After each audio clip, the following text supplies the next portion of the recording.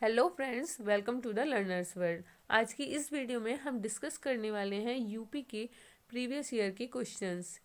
ये वीडियो आपकी हेल्पफुल होने वाली है उन सभी एग्जाम के लिए जिसमें यूपी जीके के क्वेश्चन पूछे जाते हैं, जैसे कि यूपी लेखपाल का एग्ज़ाम हुआ, UP TET, UP super TET या फिर यूपी पुलिस कांस्टेबल। इन सभी एग्जाम्स के लिए ये वीडियो बहुत ही हेल्पफुल होने वाली है, तो आप वीडियो में लास्ट तक बने रहिएगा।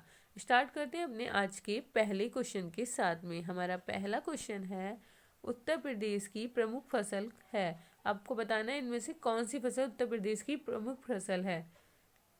चावल, गेहूं, गन्ना या फिर मक्का। तो अगर हम उत्तर प्रदेश की प्रमुख फसल की बात करें तो आपका ऑप्शन नंबर 2 सही हो जाएगा, यानी कि गेहूं जो है वो उत्तर प्रदेश की एक प्रमुख फसल है। अब यहाँ पर दो चीज़ों में कंफ्यूजन हो जाता है, गेहूं को लेकर के और दूसरा गन्ने को लेकर के।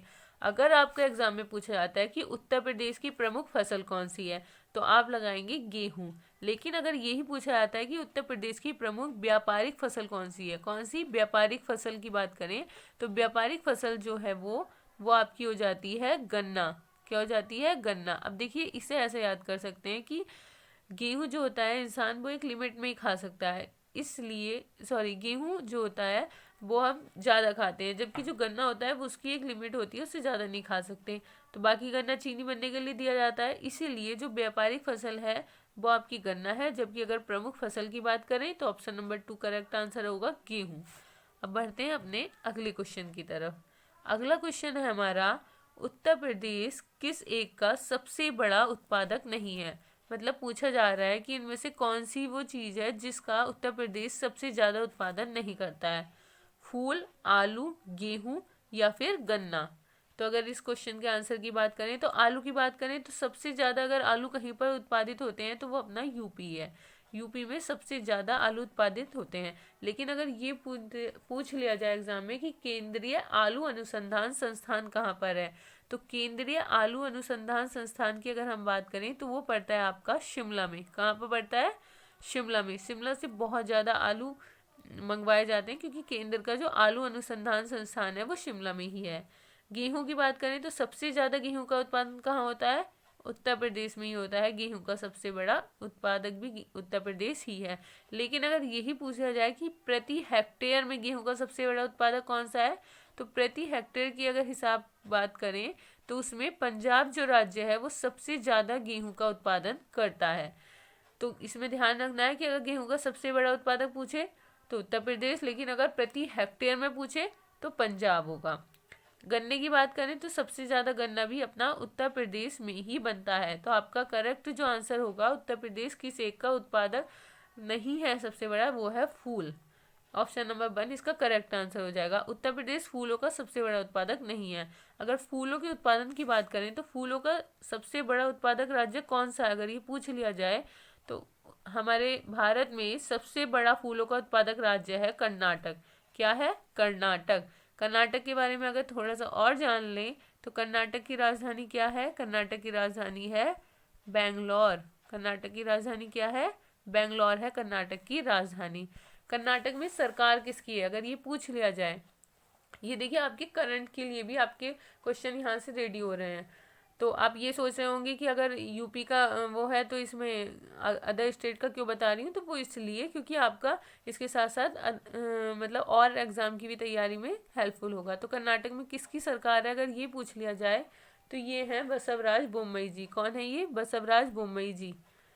बसवराज, आप ये चीज़ें अपने साथ में नोट करते हुए चलिएगा। बसवराज बोम्मई की सरकार है कर्नाटक में।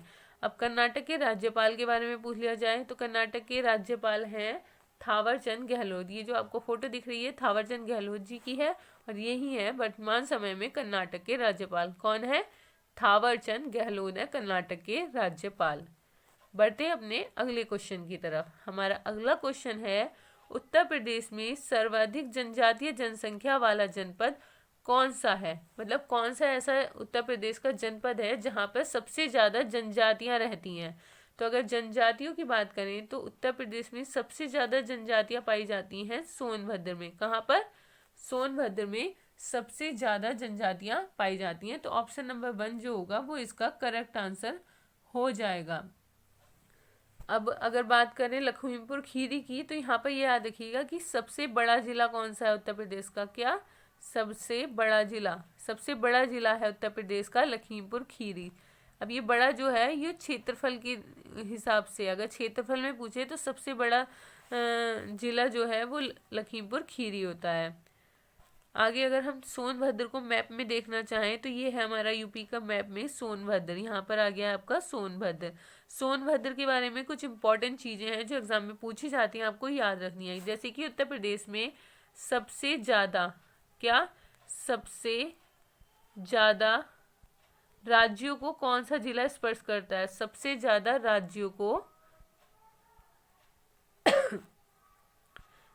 को स्पर्श करने वाला जिला कौन सा है? तो वो स्पर्श करने वाला जो जिला है वो आपका सोनभद्र ही है। कौन सा है? सोनभद्र जो है वो सबसे ज्यादा राज्यों की सीमा को स्पर्श करता है। कुल कितने राज्यों की सीमा को स्पर्श करता है सोनभद्र? तो टोटल ऐसे 4 स्टेट हैं जिनकी बाउंड्री शेयर करता है सोनभद्र के साथ में। अब ये 4 स्टेट कौन कौन से हैं? तो एक आ जाता है बिहार आपका, यहाँ पर बिहार पड़ता है, बिहार के साथ बाउंड्री शेयर करता है। दूसरे पे आ जाता है झारखंड। कौन सा आ जाता है? झारखंड आ जाता है। तीसरे नंबर पे आ जाता है इधर की साइड से आपका मध्य प्रदेश। क्या आ जाता है? मध्य प्रदेश से टच करता है। और ये नीचे की साइड से जो करता है वो आता है छत्तीसगढ़। छत्तीसगढ़ के से नीचे से बाउंड्री शेयर करता है। तो कुल 4 ऐसे राज्य हैं जिसके साथ सोनभद्र अपनी बाउंड्री शेयर करता है। अब सोनभद्र से ये पूछ लिया जाए कि उत्तर प्रदेश के किस किस जिलों को सोनभद्र स्पर्श करता है।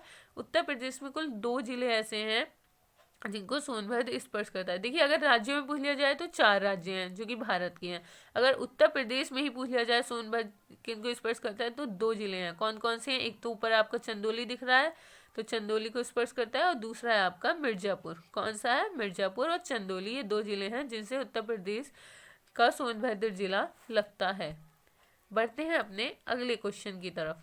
अगला क्वेश्चन है हमारा, उत्तर प्रदेश में लिंग अनुपात का विभेद सर्वाधिक रूप से घटा है। यानी कि ये पूछा जा रहा है कि कौन सा साल था जब उत्तर प्रदेश में लिंग अनुपात का जो अंतर था वो सबसे ज्यादा कम था। तो उत्तर प्रदेश में जो लिंग अनुपात का जो विभेद है वो सबसे ज्यादा कब घटा? तो इसका करेक्ट आंसर होगा 1991 से 2001 के बीच जो है उत्तर प्रदेश में लिंग अनुपात का विभेद सबसे ज्यादा घटा था। अब लिंग अनुपात के बारे में थोड़ा सा जान लेते हैं, जिससे कि अगर लिंग अनुपात की बात करें तो लिंग अनुपात में भारत में क्या रेशियो है, यानी कि भारत में 1000 पुरुषों पर कितनी महिलाएं हैं। तो अगर हम भारत की बात करते हैं तो भारत में जो लिंग अनुपात है वो है 943, यानी कि भारत में हर 1000 पुरुषों पर 943 महिलाएं रहती हैं। वहीं अगर हम यूपी की बात करें तो यूपी में लिंग अनुपात कितना है? अब ये जो लिंग अनुपात मैं आपको बता रही हूँ ये 2011 की जनगणना के अनुसार है, क्योंकि अभी तक 2021 की जनगणना नहीं हुई है।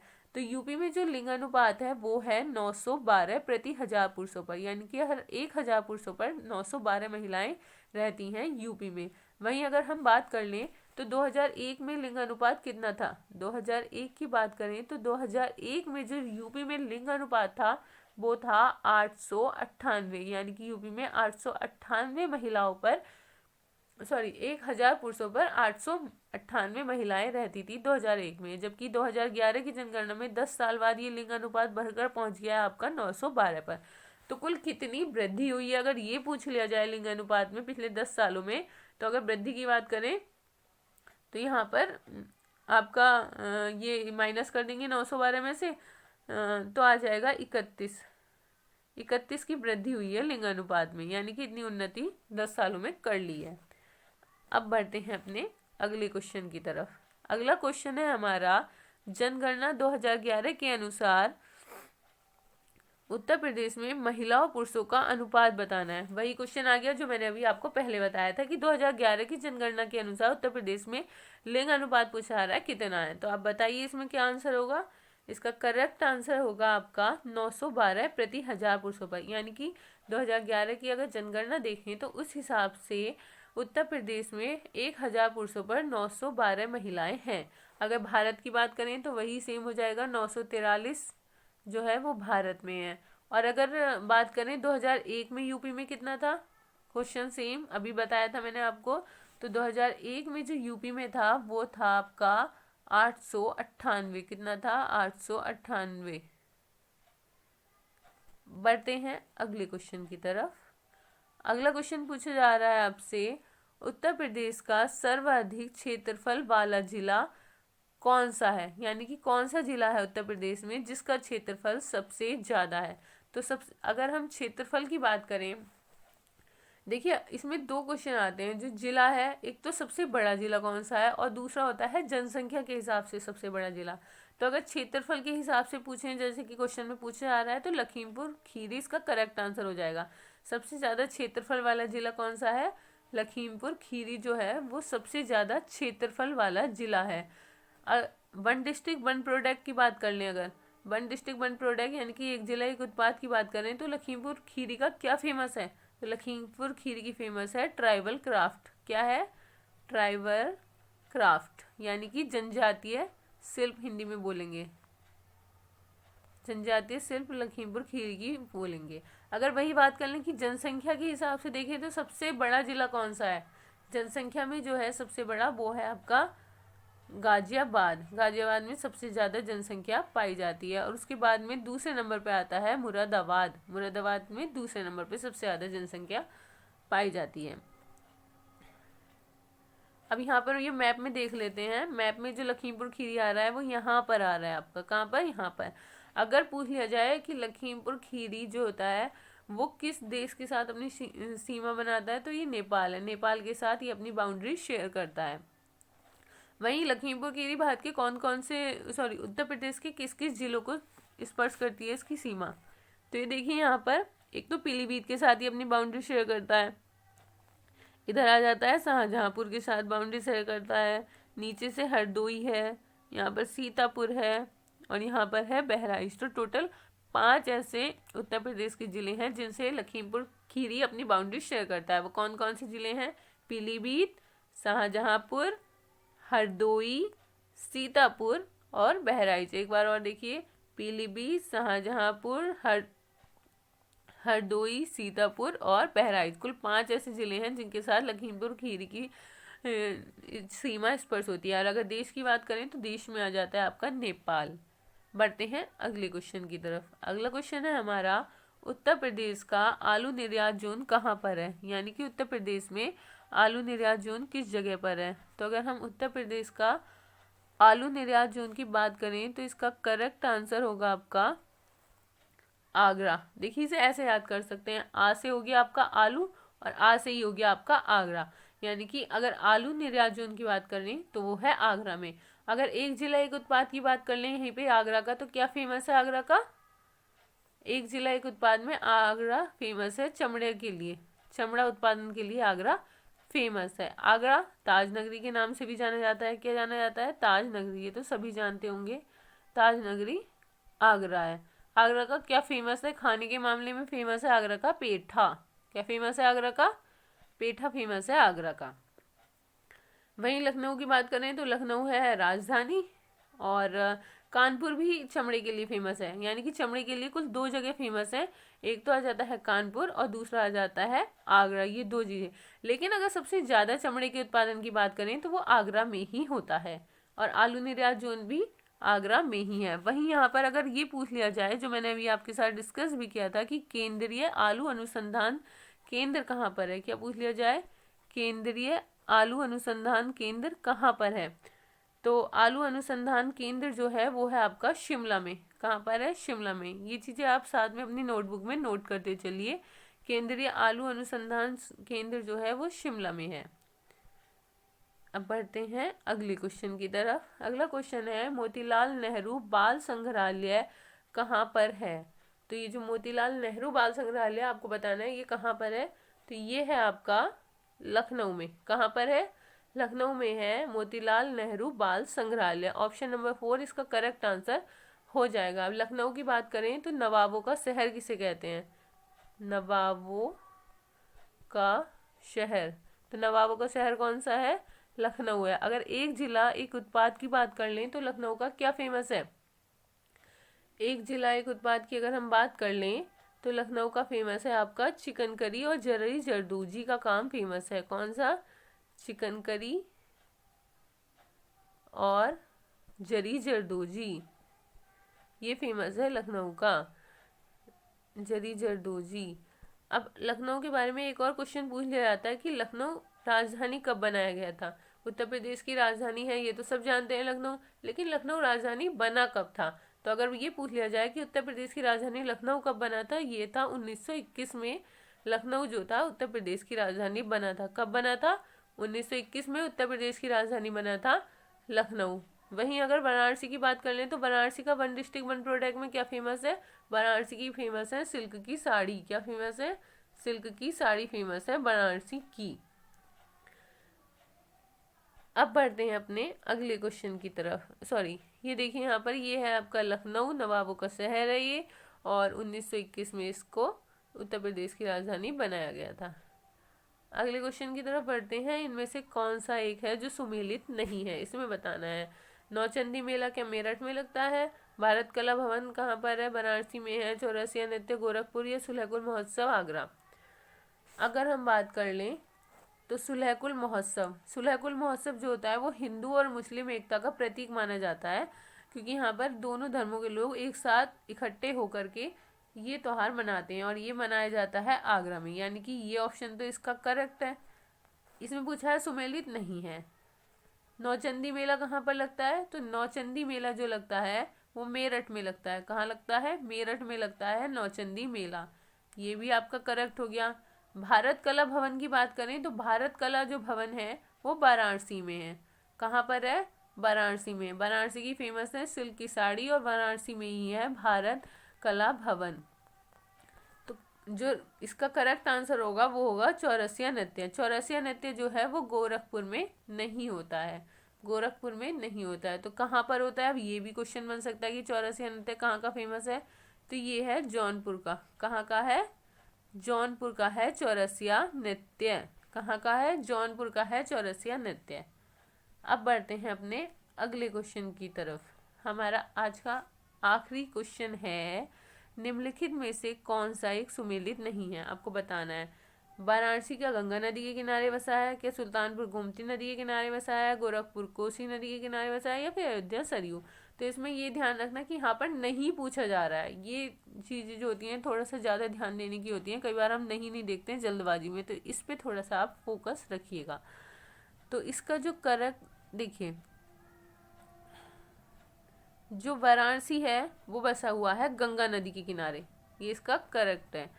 वाराणसी की सिल्क की साड़ियाँ फेमस हैं। सुल्तानपुर जो है, सुल्तानपुर की अगर हम बात करें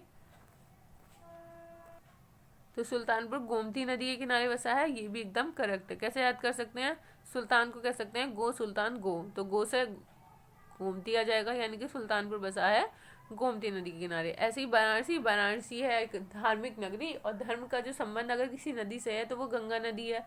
तो ऐसे आप याद कर सकते हैं कि वाराणसी है गंगा नदी के किनारे, और सुल्तानपुर में गो सुल्तान गो, तो गो से गोमती नदी के किनारे बसा हुआ है। अयोध्या की बात करें तो अयोध्या का जो पुराना वो अयोध्या जो है वो सरयू नदी के किनारे बसा हुआ है, और ये तो वैसे भी ज़्यादा सुनने में आता भी है। तो अयोध्या सरयू नदी के किनारे बसा है, ये भी सही है। तो हमारा जो गलत ऑप्शन है इसमें से ये है कोसी गोरखपुर। कोसी गोरखपुर का गलत ऑप्शन है। कोसी नदी जो है ये बिहार की नदी है। कहाँ की नदी है?